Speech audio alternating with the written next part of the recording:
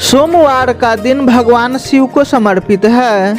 मान्यता ऐसी है कि अगर सोमवार को भगवान शिव की सच्चे मन से पूजा की जाए तो सारे कष्टों से मुक्ति मिलती है और सभी मनोकामनाएं पूर्ण हो जाती है। वेदों के अनुसार ईश्वर अजन्मा, अप्रकट, निराकार, निर्गुण और निर्विकार है। अजन्मा का अर्थ है जिसने कभी जन्म नहीं लिया हो और आगे भी कभी जन्म नहीं लेगा।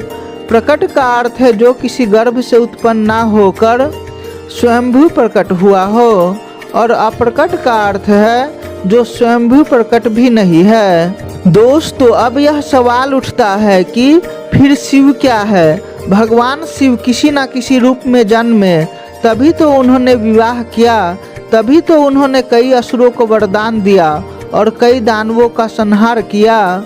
दोस्तों, बात यह है कि जब हम शिव कहते हैं तो वह निराकार ईश्वर की बात होती है, और जब हम सदा शिव कहते हैं तो ईश्वर महान आत्मा की बात होती है।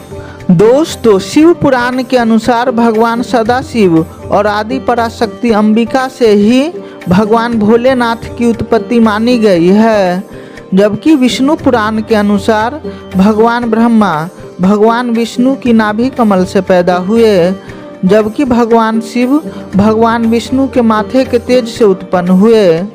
विष्णु पुराण के अनुसार माथे के तेज से शिव उत्पन्न होने के कारण शिव हमेशा योग मुद्रा में रहते हैं।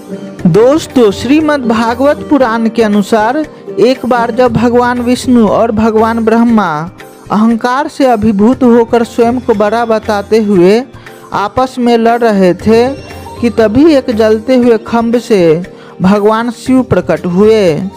दोस्तों, ब्रह्म पुराण के अनुसार एक बार भगवान ब्रह्मा को एक बच्चे की ज़रूरत थी। इसके लिए उन्होंने कठोर तपस्या की।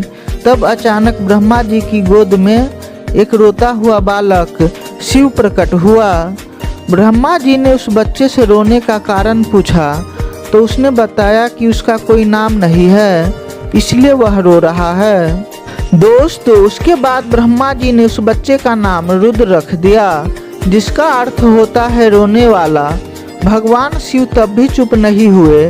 इसके बाद ब्रह्मा जी ने उस बच्चे को दूसरा नाम दिया, पर शिव को यह नाम पसंद नहीं आया और वे फिर भी चुप नहीं हुए।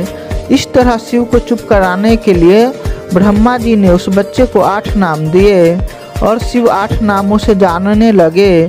शिव के 8 नाम रुद्र, सर्व, भाव, उग्र, भीम, पशुपति, ईशान और महादेव हैं। दोस्तों, कुर्म पुराण के अनुसार सृष्टि को उत्पन्न करने में ब्रह्मा जी को कठिनाई हो रही थी।